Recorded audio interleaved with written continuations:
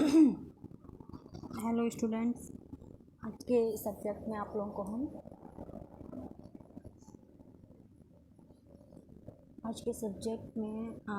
को हम जा रहे पढ़ाने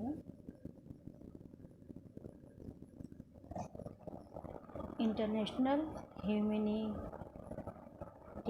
लॉ। इस शब्द से इंटरनेशनल लॉ अनभिज्ञता सेकेंड वर्ल्ड वॉर में जब मानवता का चरम पर उत्पीड़न हुआ तब लोगों के विचारों में ये बात आई और जिनेवा अभिसमय 1949 में तक इसका कोई वो नहीं था, लेकिन उसके बाद से ये प्रभाव में आना शुरू हुआ। इसका उद्देश्य था केवल मानवीय क्रियाकलापों एवं मानवीय संगठनों humanitarian activities and humanitarian organisation का उल्लेख किया गया था जिनेवा अभिसमय 1949 में। उसके बाद 1950 में मानवीय विधि पे जूरिस्टों ने विचार करना, सोचना, समन्वय करना स्टार्ट किया और 1965 वियना अभिसमय में रेड क्रॉस के 22वें अभिसमय में, जो कि 1965 वियना में हुए थे, उसके प्रस्ताव संख्या 27 में इस शब्द को स्पेशली यूज़ किया गया। मानवीय विधि का तात्पर्य है जिसका मानव प्राणियों के जीवन, व्यक्तिगत निष्ठा, स्वतंत्रता पर सशस्त्र संघर्षों का, यानी कि जो आर्म्स वार होते हैं उनका क्या प्रभाव पड़ता है और उनके प्रभाव से उनको कैसे बचाया जा सकता है। तो इसका उद्देश्य बन गया कि संघर्षों के समय में मानवता की सुरक्षा करना ही मानवीय विधि का उद्देश्य है। मानवीय विधि जो है वो मानवीय विधि के अंतर्गत सभी मामले नहीं आते जो परंपरागत दृष्टिकोण के अनुसार युद्ध विधि के संबंधित होते हैं। इस प्रकार के किसी संघर्ष के पक्षकारों के कूटनीति एवं संधि संबंधों पर युद्ध का प्रभाव, आर्थिक युद्ध से संबंधित नियम, तटस्थ राज्यों के संबंधित नियम इसके अंतर्गत आते हैं।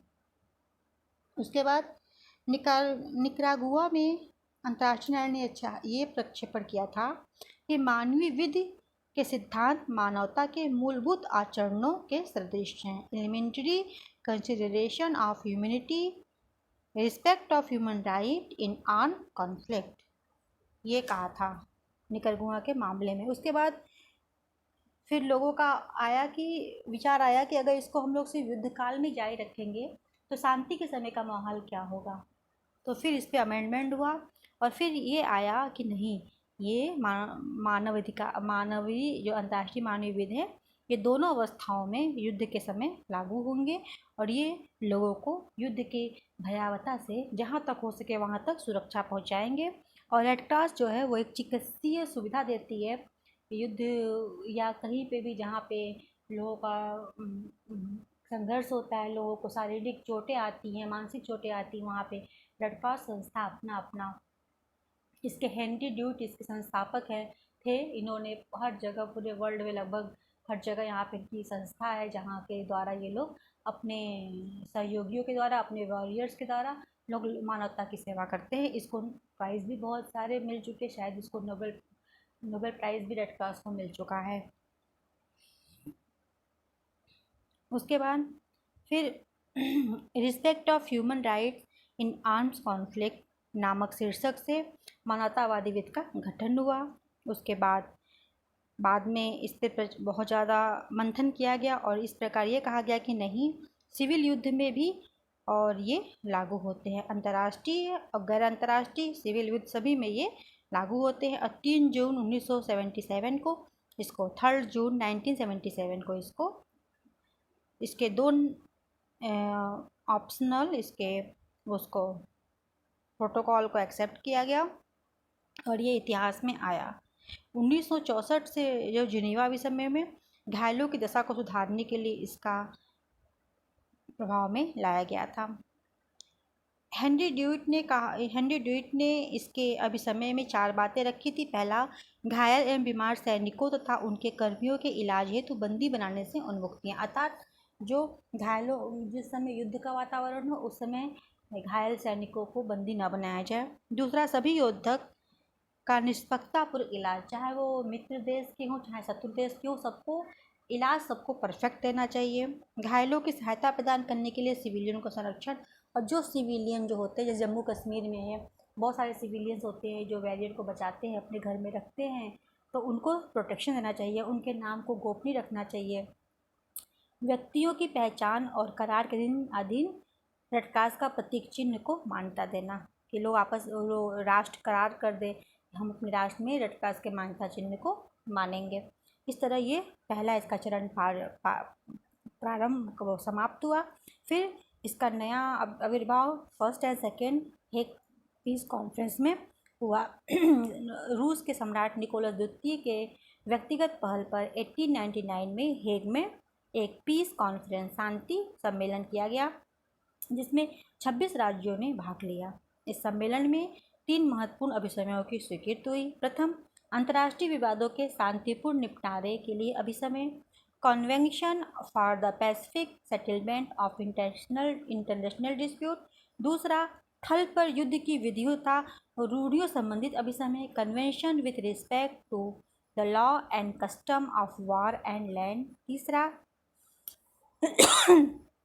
सामुद्रिक युद्ध में जिनेवा अभिसमय के अंगीकरण संबंधित अभिसमय, convention concerning the adoption of the Geneva convention to the naval warfare. इन अभिसमयों को संहिता कहा जा सकता है। इसके अतिरिक्त शांति सम्मेलन द्वारा 3 घोषणाओं को भी स्वीकृत किया गया। ये 3 घोषणाएं क्या थी?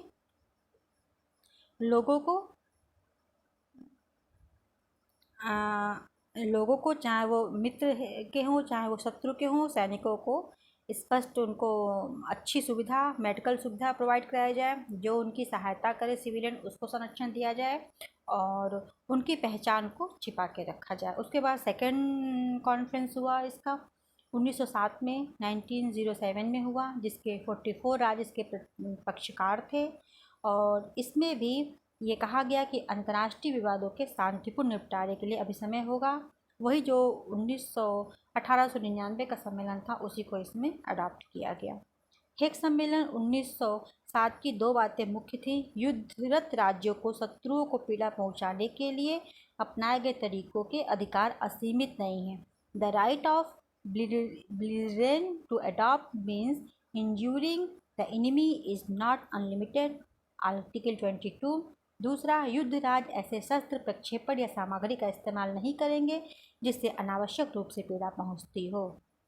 belligerent are forbidden to employ arms projected and material calculated to cause unnecessary suffering, article 23 class ई।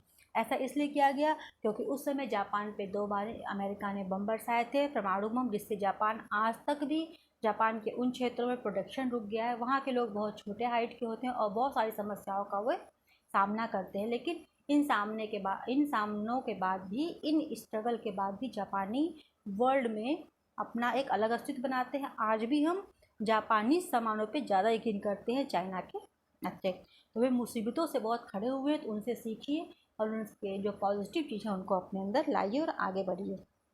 फिर 1929 में एक हस्ताक्षर हुआ, Geneva red cross convention relating to the treatment of the prisoners of war.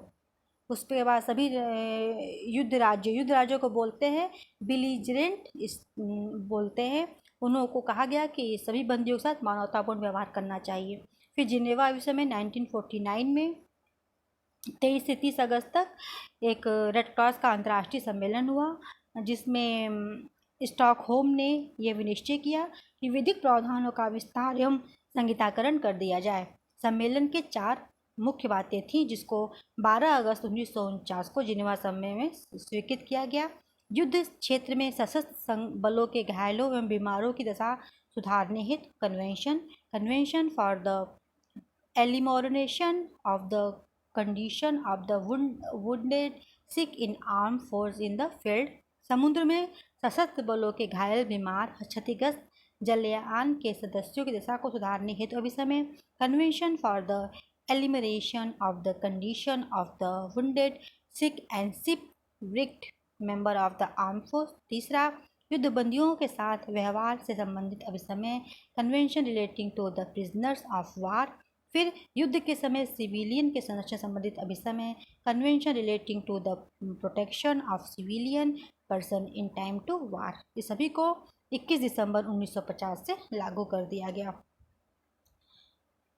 उसके बाद ये प्रभाव में आया और जो रेड क्रॉस अंतर्राष्ट्रीय समिति मानवीय विधि के लिए अधिक सक्रिय हुई और इसने बहुत ज़्यादा उन लोगों को संरक्षण प्रदान किया और इसने दो प्रोटोकॉल को फिर एक्सेप्ट किया। पहला कि अंतर्राष्ट्रीय मानव अधिकार संविधा 1966 में मानव अधिकार की सार्वभौमिक घोषणा तथा यूरोपीय मानव अधिकार अभिसमय 1950 में जो तत्व लिए गए थे उसको इन्होंने जिनेवा अभिसमय के तहत अंतर्राष्ट्रीय ह्यूमैनिटरी लॉ पे भी अप्लाई किया।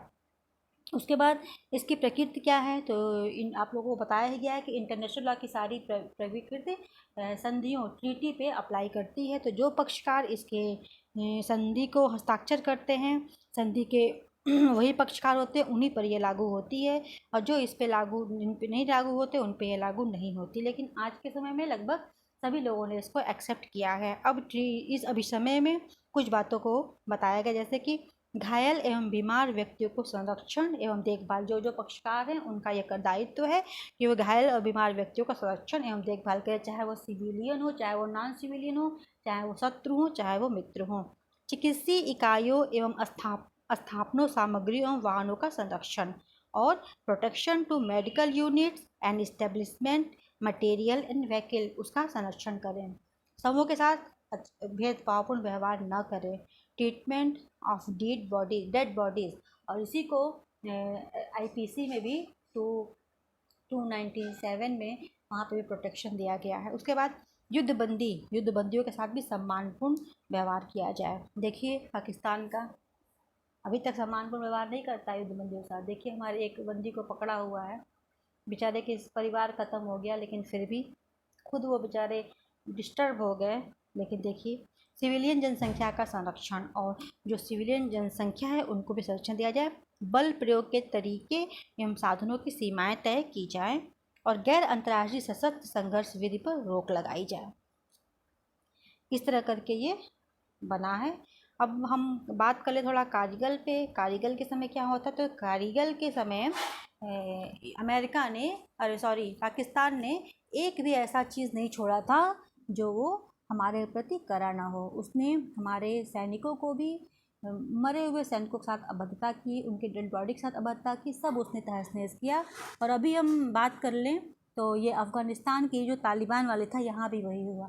तो इंटरनेशनल लॉ के बने हुए इंटरनेशनल बहुत बना हुआ है, बहुत सारे प्रोटेक्शन है, बहुत सारे प्रोटोकॉल हैं, लेकिन उसका व्यवहारिक क्या होता है ये आप भी देखते हैं और हम भी देखते हैं।